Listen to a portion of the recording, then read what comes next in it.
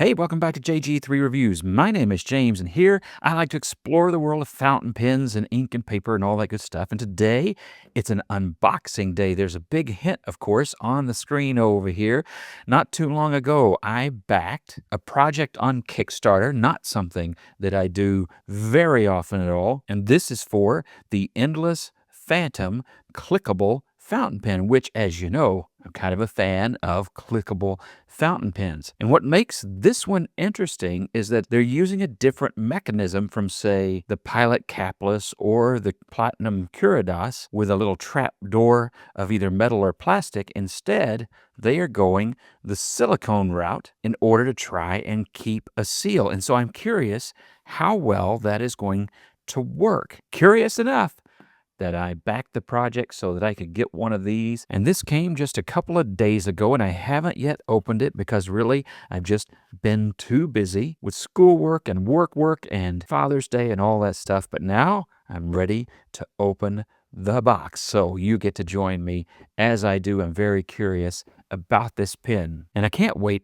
to review this for you, but I'm going to need some time, like a few weeks, so that I can test dry out and things like that over a period of days, because that is supposed to be a key feature of the pen that hopefully is in this box. All right, let's open this puppy up. I'm going to use my little golden condor, a little hunting knife that my dad got me when I was 12 years old.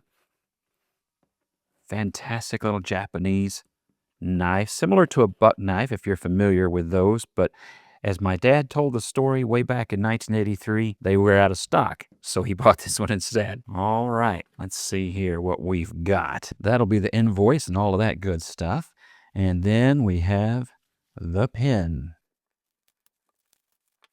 Now, I think the packaging is nice. This is white cardboard, of course, with a relief of the silhouette of the pen. Very cool, with the nib extended. If you can see that on camera, I think you can make that out. Ah, there you go, there you go, there you go. That'll do it. You want me to read you the copy? I'll read you the copy. Why not? Introducing our incredible new fountain pen, a perfect blend of elegance and functionality designed to inspire creativity and make every word flow with ease. Your perfect companion wherever you go, featuring a seamless click-to-write mechanism, airlock sealing to prevent drying, and a sleek acrylic body. Phantom redefines fountain pen convenience. Glide across the page with a pen that seamlessly blends the heritage, craftsmanship, and modern innovation in every stroke. Well, that's a lot to live up to, isn't it? As seen on Kickstarter, successfully funded 2,300%. Well, that's fairly successfully. Kind of wish my wallet worked like that. Open up that box. Let's see here. Do we pull the piece of paper? No, yes. We pull the one that says pull, not the one that doesn't. Pull that out of there. And we get instructions. I know some of you would absolutely just toss those as fast as you can, but it's good to look over the anatomy of the pen, which is probably about what you would expect it to be, right? Caution, it says. Ensure that the clip, aligning lock with arrow, and slot are aligned during insertion of the nib unit. Ensure the click barrel is properly installed before using the click mechanism. I think all of those things make, pretty much sense, right? Then there's some things here about how you can remove the clip, because the clip is also replaceable, and maintain the pen and put in an adapter when you're using cartridges. All good information, and I'm glad that's there. Now, the important part, right? The pen. Ah, there we go. Eco-friendly packaging there. I'm going to pull that off. It doesn't slide off, just pulls off. And then we have the pen, and we have that cartridge adapter ring. So we're going to make sure that we don't lose that. Let's take a closer look at that pen. All right, first impressions, because this is just an unboxing and first impression video, is that I kind of like the size of this immediately. It's not heavy at all. It's lighter than a Curadas, I'm quite sure. The diameter feels in between a vanishing point and a Curadas, so maybe a sweet spot.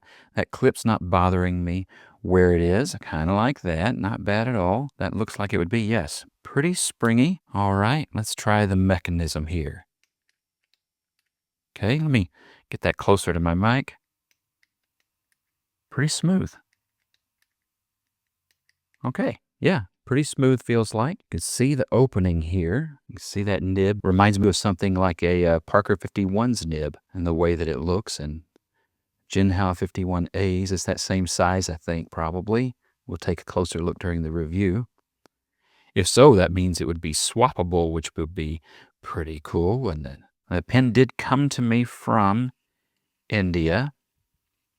Let's see here. Now, it's interesting that I mentioned that because this kind of a converter is somewhat typical of pens that I've gotten from India, which I call it the push me pull you converter, because you push this down, the little slide is a slide converter. And they work. They're not my favorite, but they work. It does have an alignment arrow so that you remember how to put this back into that grip section as you assemble the pen. All right, well, this should be interesting. I'm not going to speak on too much of this just yet, but you can give that a once-over and start to formulate your own ideas, right? Did I get that right? Yes. Okay, and that just goes back on like that. I think that got depressed. And there you go. Looks like it should be very easy, very, very easy to maintain and to clean, which is one of their goals. They wanted it to be smooth. They wanted it to have a low dry out problem and easy assembly and disassembly. And so far, first impressions are that perhaps they're off to a good start, but we won't really know until I've cleaned the pen, inked it up, and then let it sit for a while to test that dry out. All right, well, that looks interesting. Let me say this on the design on the outside. Just as far as the looks of the pen, yeah, I kind of like that. Very simple. This is in basic black. The mechanism is nice and smooth, has a good click to it, it sounds like. It'll be interesting to see how this works out. Now, before I sign off, let me just share with you a couple of the things, a couple of upcoming videos. Another pen that I've been putting through its paces, and you've probably been wondering, why hasn't he done a video on that yet, is the Junlai/Wingsung 930. And I definitely have some opinions about this very large pen, which, if you're wondering how large, this is the Endless Phantom, which is the size of a vanishing point. And check that out. It's just a great big pen, but I will be reviewing this quite soon. And just yesterday in the mail came my new Asvine in Galaxy Blue. This is a new model from Asvine, and I can't wait to ink it up. I've already cleaned it out. It's got a nice number 8 nib and really beautiful resin. This lighting at the moment does not do it justice. I'll get it out in the sun before I do the review and let you really see how striking the resin on this pen really is. And this one, I'm going to just give you a heads up. Not only is this a terrific looking pen and a nice size, but really great value at the moment as well. Those are upcoming reviews. Again, here we are, the Endless Phantom, finally in people's hands and ready to be put through its paces. I can't wait to share with you what my impressions are, good, better, ugly, whatever they are. I'll share them in that upcoming review in just a few weeks. And until then, I got some other things coming. So God bless you. Have a great week. And I look forward to seeing you in all those reviews.